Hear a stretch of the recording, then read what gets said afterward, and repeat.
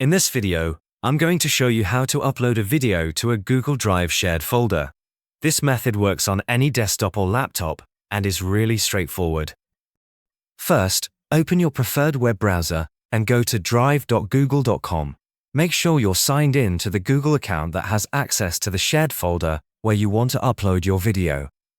Once you're in Google Drive, click on the Shared With Me tab on the left sidebar.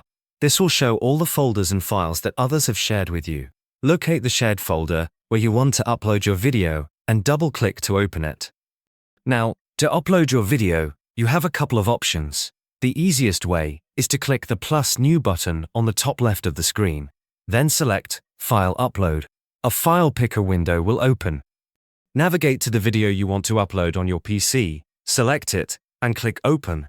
Alternatively, you can drag and drop the video directly from your computer into the shared folder window in Google Drive. You'll see a progress bar in the bottom right corner showing the upload status. Depending on your video size and internet speed, this may take a few minutes. Once the upload is complete, the video will appear in the shared folder, and anyone with access to the folder can view it according to their permissions. If you want to share a direct link to the video, right-click on the video file, select Share, and then either enter the email addresses of the people you want to share it with, or click Copy Link to send it through any messaging platform.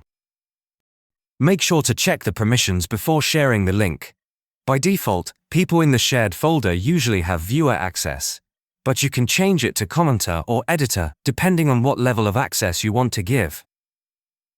Uploading videos this way ensures that everyone in the shared folder can access the file without needing you to send it individually.